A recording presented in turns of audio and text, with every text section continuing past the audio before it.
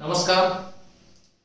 मनोविज्ञान की इस श्रृंखला के अंदर आप सभी का हार्दिक स्वागत। एक टेस्ट सीरीज शुरू करने जा रहा हूं जिसके अंदर लगभग 15 टेस्ट होंगे और 1000 शिक्षा मनोविज्ञान एवं शिक्षण विज्ञान संबंधित प्रश्न होंगे। और ये जो प्रश्न टेस्ट सीरीज के अंदर लेके आया हूं, ये प्रश्न अधिकतर प्रश्न ऐसे हैं जो किसी न किसी परीक्षा के अंदर पूछे जा चुके हैं। महत्वपूर्ण प्रश्न है, साथ साथ इस प्रश्न संबंधित व्याख्या भी मैं साथ साथ करता रहूंगा और महत्वपूर्ण प्रश्न आपके लिए उपयोगी होंगे।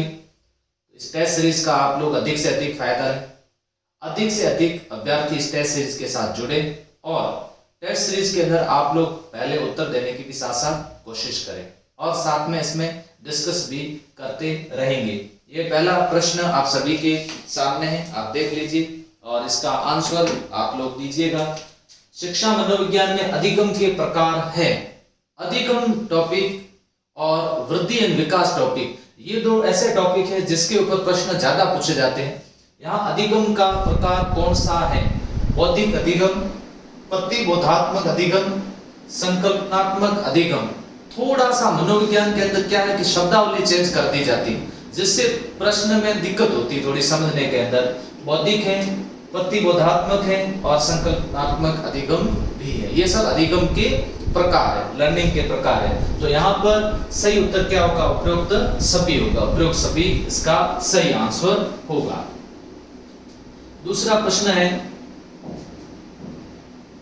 शिक्षा मनोविज्ञान के अध्ययन को इसलिए करना चाहिए ताकि, अब ये प्रश्न देखिए आप ध्यान से समझिए, इसको पढ़िएगा कि शिक्षा मनोविज्ञान उसके अध्ययन को इसलिए करना चाहिए ताकि, समझ लीजिए ऑप्शन, इससे वो अपनी परीक्षाओं में प्रथम आ सकें, इसकी सहायता से अपने शिक्षण को अधिक प्रभावशाली बना सकें, इससे शिक्षक को आत्मसंतुष्टि मिल सके, इससे वह दूसरों को प्रभावित कर सके। बहुत अच्छा प्रश्न है। ऐसे प्रश्न जब आप लोग करोगे, ये समझ आधारित प्रश्न होते हैं और ये समझ आधारित प्रश्न आपको करने चाहिए। इसका सही आंसर क्या होगा? इसकी सहायता से अपने शिक्षण को अधिक क्या कर सकता है? प्रभावशाली बना सकता है। यहाँ केवल मनोविज्ञान नहीं है बल्कि क्या है? शिक्षा मनोविज्ञान है। देखिए, शिक्षा में मनोविज्ञान के सिद्धांतों का जब प्रयोग किया तो उस श्रृंखला को उसे क्या कहेंगे? शिक्षा मनोविज्ञान कहेंगे। तो यहाँ शिक्षा मनोविज्ञान क्या है? मनोविज्ञान की एक शाखा है। शिक्षा मनोविज्ञान के जनक कौन है? बताओ, आप उत्तर दीजिए कमेंट बॉक्स के अंदर। और खास साथ में ये भी बताइए, प्रथम शैक्षिक मनोवैज्ञानिक कौन था? शिक्षा मनोविज्ञान पुस्तक किसने लिखी थी? ऐसे बहुत सारे प्रश्न हैं जिसके साथ साथ आपको उत्तर देना चाहिए। इसका सही उत्तर क्या होगा? 2 नंबर इसका सही आंसर होगा। मूल प्रवृत्ति अभिप्रेरणात्मक सिद्धांत के प्रवर्तक कौन कहलाते हैं? यहां ध्यान रखिएगा, मूल प्रवृत्ति शब्द जब भी आता है, मूल प्रवृत्ति से संबंधित हम तुरंत उत्तर दे सकते हैं। और मनोविज्ञान का मैंने भी खूब अध्ययन किया है, तो मुझे नहीं लगता है कि इसमें से कोई दूसरा किसी मनोवैज्ञानिक का उत्तर दिया जाना चाहिए। Freud, Jung, Kurt Lewin, McDougall या फिर स्किनर। तो इसका सही उत्तर आप लोगों ने सभी ने सही उत्तर दे रहे हो आप, और इसका सही उत्तर क्या है? मैकडूगल इसका सही उत्तर है। निम्नलिखित में से जैविक प्रेरक कौन सा है? देखिए, जैविक प्रेरक कौन सा है? आत्म प्रशंसा, नींद, नशा करना, उपलब्धि। यहाँ ये समझना है, जैविक और अजैविक, जन्मजात और अर्जित, इसका अंतर करना। ऐसे प्रश्न बहुत सारे पूछे जाते हैं, तो यहाँ बड़ी सावधानी के साथ समझ करके उत्तर दीजिए। मैं आपको बताना चाहता हूँ, ये जो मैंने ये बहुत सारा संग्रह इकट्ठा किया है, ये संग्रह वेरी इंपॉर्टेंट, महत्वपूर्ण है। ये 1000 प्रश्न का जो संग्रह आपके लिए उपयोगी होगा, मैं बताना चाहता हूँ। देखिए, आत्म प्रशंसा, नशा करना, उपलब्धि, ये सारी चीजें अर्जित है। यहाँ पर देखिए, भूख, प्यास, नींद, काम, ये कैसे हैं प्रेरक? ये प्रेरक कौन से? जैविक प्रेरक है। बिल्कुल, आप उत्तर भी सही दे रहे हो। इसी के साथ साथ नेक्स्ट, व्यक्तिगत शारीरिक, मानसिक, सामाजिक, संवेगात्मक क्रियाओं का एक योग है, एक रूप है, उससे क्या कहते हैं? ध्यान से समझ लीजिए वापस। सामाजिक दृष्टिकोण है, गत्यात्मक संगठन है, आत्मचेतना का प्रादुर्भाव है, उपयुक्त में से कोई नहीं है। यहाँ पर मैं एक आपको परिभाषा याद दिला देता हूँ, किसकी? ऑलपोर्ट की परिभाषा याद करो आप। उस ऑलपोर्ट की परिभाषा के अंदर जो लिखा गया वो ये है, व्यक्तिगत, शारीरिक, मानसिक, सामाजिक, संवेगात्मक क्रियाओं का एक रूप है जो कि कैसा संगठन है? गत्यात्मक संगठन है। व्यक्तित्व एक गत्यात्मक संगठन। परीक्षाओं में असफल होने के कारण, अच्छी तरह से पढ़ लो प्रश्न, बालक द्वारा कठिन प्रश्न पत्र एवं परीक्षक द्वारा कॉपी ठीक से नहीं जांचना बताया गया। ये कुसमायोजन की कौन सी रक्षा युक्ति है? यहाँ पर ऐसा भी कई बार प्रश्न आता है, परीक्षा के अंदर बच्चा फेल हो गया तो उसके द्वारा कहा जाता है परीक्षक ठीक नहीं था, कॉपी जांचने वाले के द्वारा सही कॉपी नहीं जांची गई, दोषारोपण किया गया। क्या किया गया? पलायन करना, पलायन करना नहीं है, प्रत्यावर्तन करना नहीं है। तो यहाँ पर परीक्षण का मतलब होता है दूसरों पर फेंकना, दूसरों पर दोषारोपण करना। यहाँ असफल होने पर दूसरों पर क्या किया जा रहा है? दोषारोपण किया जा रहा है। क्षतिपूर्ति नहीं हो सकता। देखा, क्षतिपूर्ति के अंदर क्या होता है? जैसे ऊंचाई कम है तो हाई हिल के सैंडल पहनना। प्रत्यावर्तन क्या होता है? ये पीछे की ओर है, प्रत्यावर्तन वापस। पलायन करना मतलब उस राह को भी छोड़ देना। यहाँ पलायन करना कैसी युक्ति है? पलायन करना एक प्रत्यक्ष है और बाकी सब अप्रत्यक्ष रक्षा युक्तियां हैं। नेक्स्ट, मानसिक स्वास्थ्य विज्ञान का विषय क्षेत्र है। ये भी एक कभी-कभी ऐसा प्रश्न भी पूछा जाता है, मानसिक स्वास्थ्य विज्ञान से संबंधित। इसको भी आप अच्छे तरीके से तैयार कर लीजिए। मानसिक स्वास्थ्य को बनाए रखने के उपायों का अध्ययन किया जाता है, मानसिक रोगों को दूर करने के उपायों का अध्ययन किया जाता है, मानसिक रोगों की रोकथाम के उपायों का अध्ययन किया जाता है। या उपरोक्त सभी बिल्कुल सही है, उपरोक्त सभी सही है। नेक्स्ट, अगला प्रश्न देखिए, जब कोई व्यक्ति अपने लक्ष्य की पूर्ति में उत्पन्न बाधाओं को किसी कारण से दूर नहीं कर पाता तो उसे क्या करना चाहिए? यहाँ ध्यान से समझ लेना, समझ आधारित कितना प्रश्न पूछा गया है। निर्णय और क्षमता पर विचार करना चाहिए, किसी अन्य मार्ग के हल को खोजना चाहिए, अपने उद्देश्यों में परिवर्तन करना चाहिए, बाधा दूर होने तक इंतजार करना चाहिए। किस तरह से प्रश्न पूछे जाते हैं? इसी तो कहते हैं मनोविज्ञान। यहाँ बड़े आसानी से इस तरीके को समझना होगा। निर्णय और क्षमता पर विचार करना चाहिए कि ये मेरा निर्णय है, सही है या गलत है। किसी अन्य मार्ग के हल को खोजना चाहिए, अपने उद्देश्यों में परिवर्तन करना चाहिए, बाधा दूर होने तक इंतजार करना चाहिए। क्या प्रश्न है? ऐसे प्रश्न के अंदर उत्तर देना थोड़ा सा मुश्किल होता है। तो यहाँ सही उत्तर क्या माना गया? किसी अन्य मार्ग के हल को खोजना चाहिए। यहाँ मार्ग चेंज कर देना चाहिए, मार्ग परिवर्तित कर देना चाहिए, जिससे थोड़ी सी आसानी रहती है। छात्रों को अपना अधिकतम विकास करने में सहायता देने के लिए आवश्यकता पड़ती है। यहाँ देखिए, समझ आधारित प्रश्न है। छात्रों को अपना अधिकतम विकास करने के लिए या करने में सहायता देने के लिए किसकी आवश्यकता पड़ती है? समायोजन की, निर्देशन की, परामर्श की, या इनमें से कोई नहीं? यहाँ अच्छी तरह समझना, यहाँ आवश्यकता पड़ती है किसकी? परामर्श की आवश्यकता पड़ती है। परामर्श में और निर्देशन में फर्क होता है। परामर्श के अंदर थोड़ी सहानुभूति होती है, निर्देशन एक आदेशित है। यहाँ सही उत्तर क्या होगा? यहाँ सही उत्तर होगा परामर्श। मानसिक थकान के लक्षण है, मानसिक थकान के लक्षण है कार्य के प्रति उत्साह ना होना, मुंह में सांस लेना, मुंह का खुला रहना, शरीर का शिथिलन होना। देखिए कैसे ऑप्शन दिए जा रहे हैं, ये ऑप्शन, ये किस प्रकार के ऑप्शन दिए जा रहे हैं। वहां मानसिक थकान है, मानसिक रूप से कोई व्यक्ति थका हुआ तो हमें लगता है कि उसकी कार्य के प्रति उत्साह थोड़ी सी कम है। जैसे आप भी पढ़ते पढ़ते मानसिक रूप से थक जाते हो तो पढ़ाई के प्रति थोड़ा सा उत्साह कम होता होगा ना, तो यही मानसिक थकान है। तो यहाँ सही उत्तर क्या होगा? ये इसका सही उत्तर होगा। ब्रुनर ने सबसे ज्यादा बल किस पर दिया? जेरोम ब्रुनर द्वारा किस पर अधिक बल दिया गया? संप्रत्यात्मक विकास पर, संरचनावाद पर, सृजनात्मकता पर, या संतुलन पर? राइट आंसर दे रहे हो आप सभी। ब्रुनर के द्वारा संप्रत्यात्मक विकास पर सबसे ज्यादा बल दिया गया। कुछ प्रश्न ज्ञान आधारित हैं, कुछ प्रश्न कौशल आधारित होते हैं, कुछ प्रश्न समझ आधारित होते हैं। सब तरीके समझिएगा। वापस वीडियो को देखिएगा और कोशिश करिएगा कि दूसरे जो है ये ऑप्शन क्यों नहीं है, इस पर भी हमें थोड़ी बहुत चिंतन साथ साथ करना चाहिए। नेक्स्ट अगला, भारत में ये देखिए ज्ञान आधारित कुछ ऐसे प्रश्न है जिसको आपको याद ही करना पड़ेगा।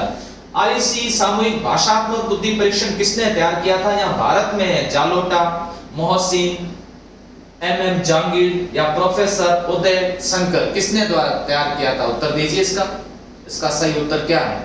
सही उत्तर है इसका प्रोफेसर उदय शंकर के द्वारा तैयार किया गया भारत के अंदर भाषात्मक बुद्धि परीक्षण।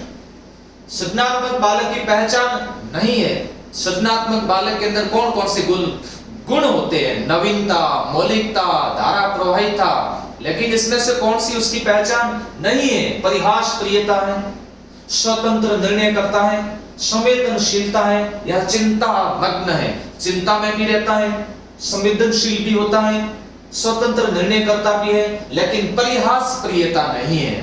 परिहास प्रियता कौन से बालक होते हैं? प्रतिभाशाली बालक होता है, लेकिन सृजनशील बालक परिहास प्रियता नहीं होता है। दूसरों की हंसी मजाक करने वाला। परिहास प्रियता का मतलब दूसरों की मजाक ज्यादा करने वाला ये नहीं होता है।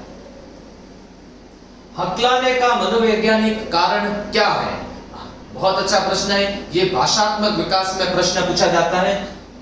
घर अथवा विद्यालय में तनावपूर्ण वातावरण। देखिए, पाठशाला में दूसरे बालक के साथ अधिक खेलना, इससे कोई मतलब नहीं है। कैसे ऑप्शन दिए जा रहे हैं?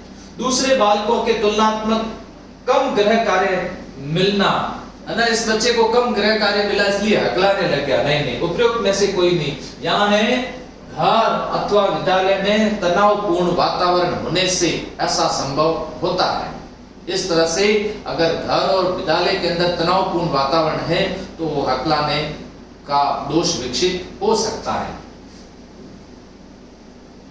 संविधान के संशोधन में मूलभूत अधिकारों में शिक्षा का अधिकार जोड़ा गया 85, 86, 21 या 90? बताइएगा। शिक्षा का अधिकार अधिनियम 86 और 86वां अधिकार अधिनियम कब लागू हुआ था? वो भी साथ साथ में आप बताइए वो कब लागू किया गया? शिक्षा संविधान के कौन से संशोधन के तहत जब लागू हुआ था तब किस अधिकार के तहत उसको जोड़ा गया? 86। मौलिक अधिकार किसमें जोड़ा गया और कौन से कर्तव्य के अंदर इसको शामिल किया गया? ये सारी बातें आप साथ साथ में उत्तर दीजिए। मौलिक अधिकार बताइए और साथ साथ में कर्तव्य बताइए। मैं आगे इस पर डिस्कस करूंगा। मूल्यांकन हेतु अपनाई जा सकने वाली विधियां कौन सी है? मूल्यांकन के लिए कौन सी विधियां अपनाई जा सकती है? निरीक्षण, साक्षात्कार, पढ़ता सूची व प्रश्नावली, संचित अभिलेख, सामयिक जांच, उपयुक्त सभी। देखिए, मूल्यांकन बिग कॉन्सेप्ट है, मूल्यांकन बड़ा कॉन्सेप्ट है, मूल्यांकन छोटा कॉन्सेप्ट नहीं है। तो उसके लिए कौन कौन से अपनाई जा सकती हैं? उपयुक्त सभी अपनाई जा सकती हैं मूल्यांकन के लिए। नैदानिक परख में मालूम किया जा सकता है। नैदानिक, निदानात्मक परीक्षण, उपचारात्मक शिक्षण होता है और निदानात्मक परीक्षण होता है। हमेशा ध्यान रखना, निदानात्मक परीक्षण के अंदर कारणों की जांच की जाती है। कारणों का पता लगाने के बाद उसका उपचार करना ये उपचारात्मक है। इस दोनों को कॉन्सेप्ट को बड़े अच्छे तरीके से समझ लेना। एक बालक विद्यालय में देरी से आता है, उसके कारणों को जानना ये निदान है। नैदानिक परीक्षण किया गया है। छात्रों के लिए कठिनाई के क्षेत्र वो उनके द्वारा की जाने वाली विशेष प्रकार की त्रुटियां, छात्रों की गणितीय पृष्ठभूमि का अभाव, नहीं, यहाँ अभाव नहीं, वहां का कारण जानना है।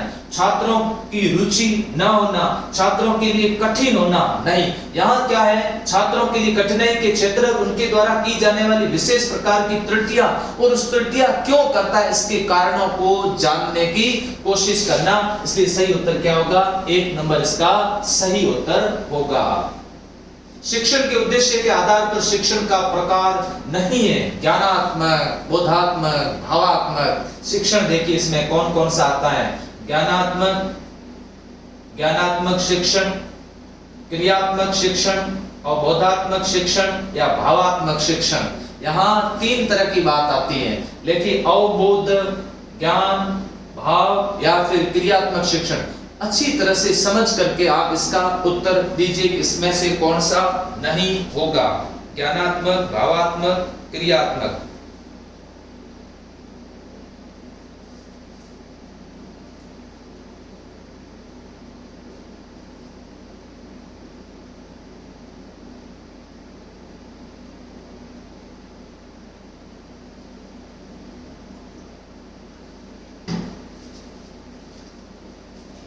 कौन सा है सही उत्तर दे रहे ज्यादातर, क्योंकि ये जो है अवबोधात्मक, इसके अंदर इंक्लूड है क्रिया, क्रिया, ज्ञान, क्रिया और भावात्मक। नेक्स्ट अगला प्रश्न, छात्रों के कौशल की जांच के लिए उत्तम परीक्षण है। कौशल, स्किल डेवलपमेंट की जांच करनी है। मौखिक परीक्षण, लिखित परीक्षण, प्रायोगिक परीक्षण या वस्तुनिष्ठ परीक्षण। कौशल जांचना है, मानचित्र अच्छा बनाया कि नहीं बनाया उसके द्वारा, ये उसकी कौशल है। लिखावट अच्छी है कि नहीं, ये उसकी कौशल है। इसको जांचना है तो ये तरीका सबसे बढ़िया रहेगा और उसे कहते हैं प्रायोगिक परीक्षण। ये प्रायोगिक परीक्षण उसके लिए उपयुक्त है। नेक्स्ट अगला, मूल्यांकन प्रक्रिया को त्रिकोणात्मक रूप से किसके द्वारा प्रदर्शित किया गया? त्रिभुज की। ये कई बार ये प्रश्न पूछा जाता है, त्रिकोणात्मक रूप से किसके द्वारा प्रदर्शित किया गया? रेमंड के द्वारा, ब्लूम के द्वारा, पेस्टोलॉजी के द्वारा या टीपी नन के द्वारा। मूल्यांकन को त्रिकोणात्मक रूप से प्रदर्शित करने वाला व्यक्ति था बीएस ब्लूम के द्वारा इसको प्रदर्शित किया गया। बीएस ब्लूम के द्वारा प्रदर्शित किया जाता है। नेक्स्ट, निम्नलिखित में से कौन सी अवस्था वय संधि की अवस्था है?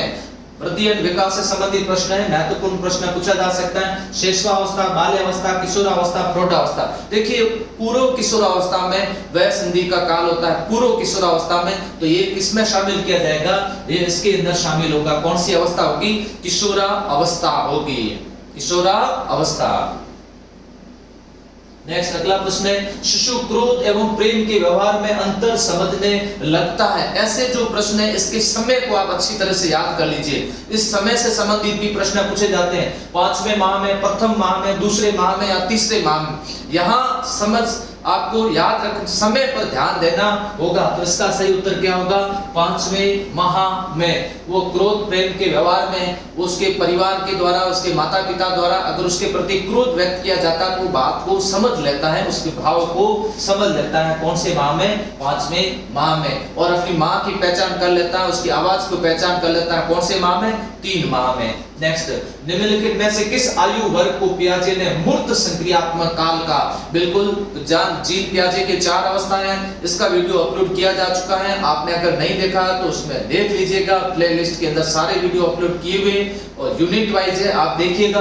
0 से 2 वर्ष, 7 से 11 वर्ष, 2 से 7 वर्ष, 11 वर्ष से ऊपर। यहाँ पर मूर्त संक्रियात्मक अवस्था होगी। मूर्त संक्रियात्मक सबसे पहली अवस्था है संवेदी पेशी अवस्था, 0 से 2 वर्ष होती है। फिर दूसरी आ जाती है प्राक संक्रियात्मक अवस्था, 2 से 7 वर्ष तक की होती है। फिर तीसरी है मूर्त संक्रियात्मक अवस्था, 7 से 11 अवस्था की होती है। बिल्कुल सही उत्तर दे रहे हो, 7 से। और फिर होती है अमूर्त संक्रियात्मक अवस्था, जिसे कहते हैं औपचारिक संक्रियात्मक अवस्था।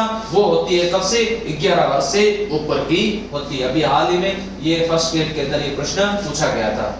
नेक्स्ट अगला, निम्न में से बाल अपराध का कारण नहीं है। बाल अपराध का कारण नहीं है। आजकल ऐसे प्रश्न ज्यादा पूछे जाते हैं कि इसका कारण नहीं है। पक्षपातपूर्ण व्यवहार, दूषित वातावरण, बड़ा परिवार या फिर साक्षरता।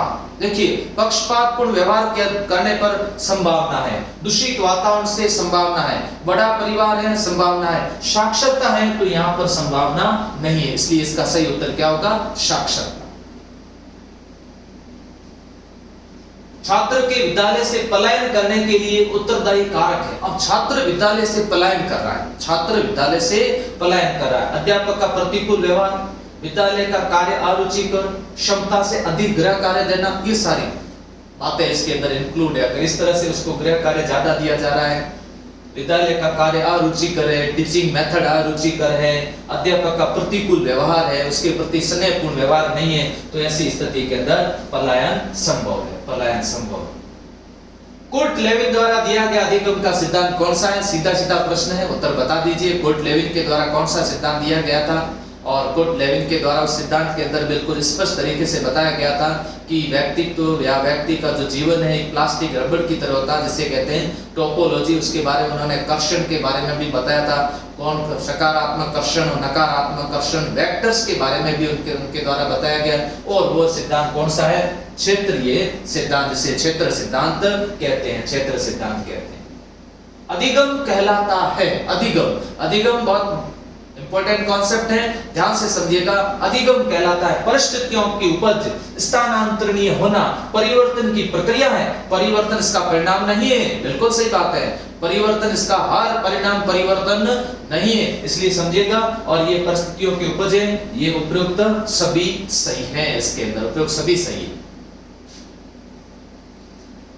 जिसे सीखने में शरीर के क्रियात्मक अंगों की भूमिका संवेदी अंगों से तुलनात्मक रूप से अधिक होती है, उसे कहा जाता है। क्रियात्मक अंगों की भूमिका संवेदी अंगों से तुलनात्मक रूप से अधिक होती है, उसे कहा जाता है शाब्दिक सीखना, गत्यात्मक सीखना, संवेदी गत्यात्मक सीखना। इनमें से कुछ नहीं। बताइए, सबसे ज्यादा अगर जिसे सीखने में शरीर के क्रियात्मक अंगों की भूमिका संवेदी अंगों से तुलनात्मक रूप से अधिक हो, तुलनात्मक रूप से अधिक हो तो कैसा है? संवेदी गत्यात्मक सीखना है, संवेदी गत्यात्मक सीखना है। केवल गत्यात्मक नहीं, क्योंकि उसके साथ साथ में संवेदना जरूरी है। दृश्य, श्रव्य, स्पर्श, ये चीजें उसी के साथ में जरूरी है सीखने के।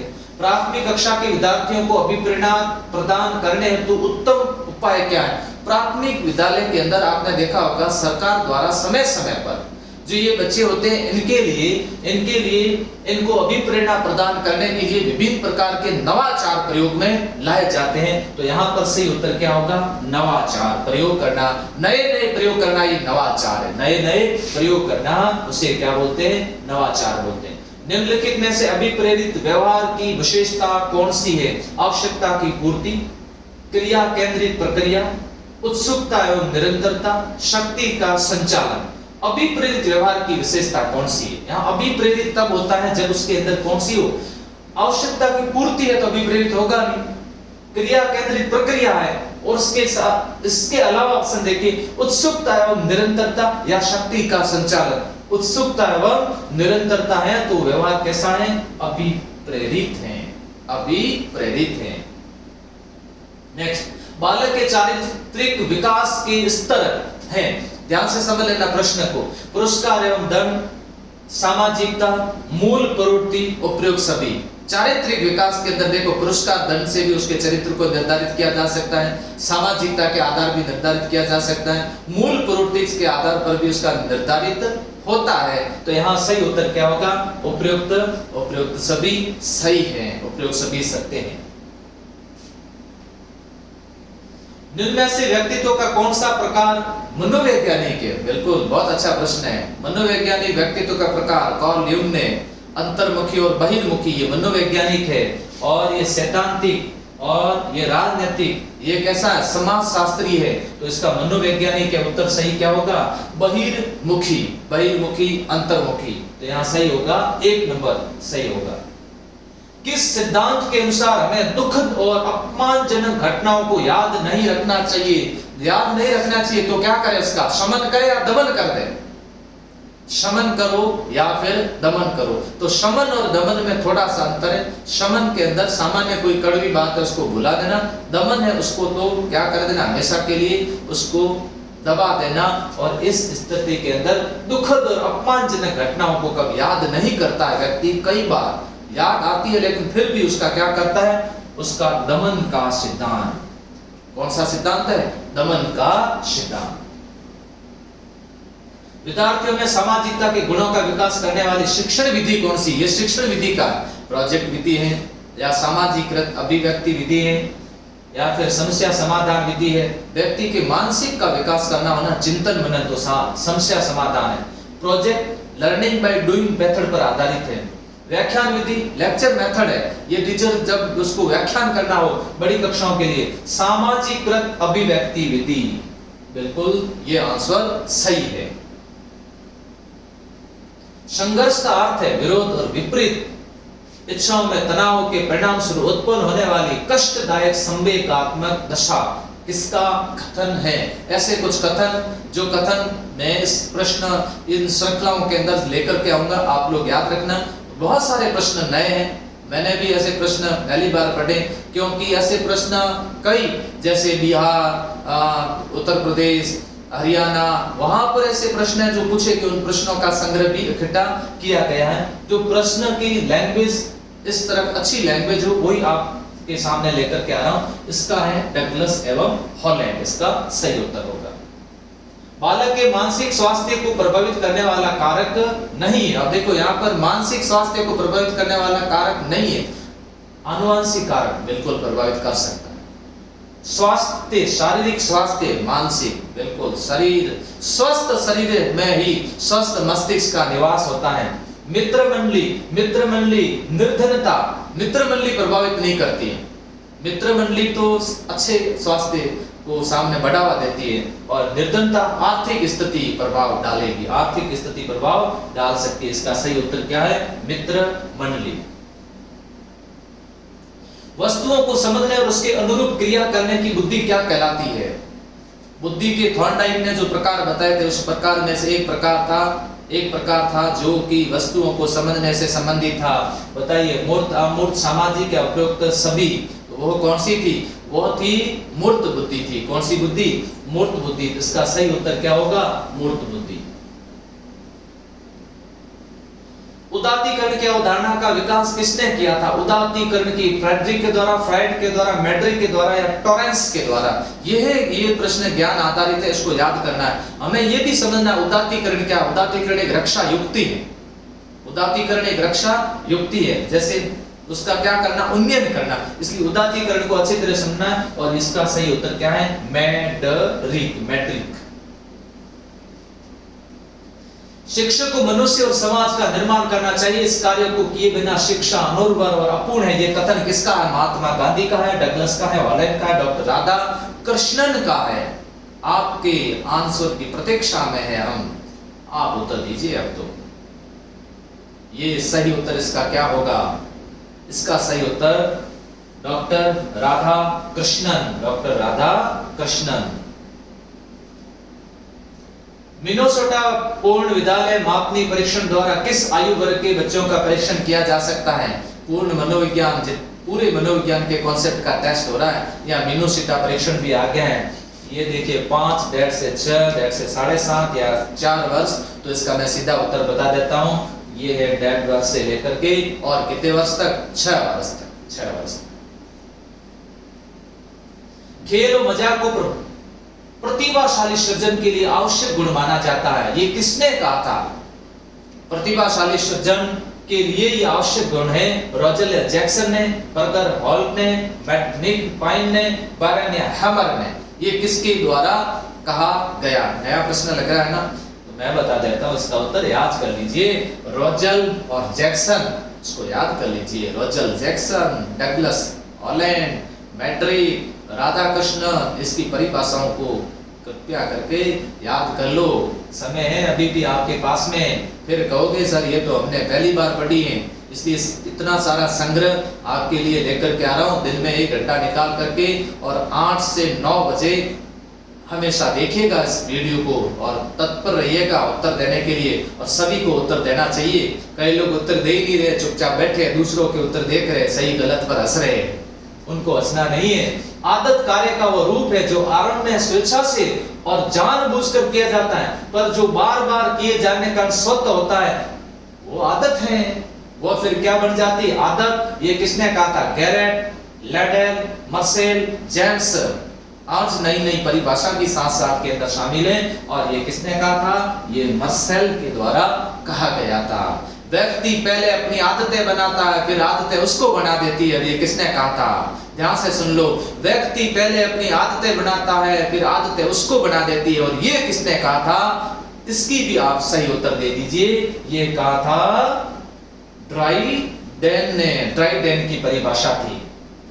अच्छे प्रश्न पत्र की विशेषता क्या होती है? अच्छा प्रश्न पत्र क्या? उसकी पाठ्यक्रम का समावेशन, उद्देश्यों पर बल, प्रश्न व अंक विभाजन की स्पष्टता, सामान्य निर्देश और विकल्प व्यवस्था उपयुक्त सभी हो तभी तो एक अच्छा प्रश्न पत्र है, अन्यथा वो अच्छा प्रश्न पत्र नहीं होता है। ये हो गया इसका सही आंसर होगा।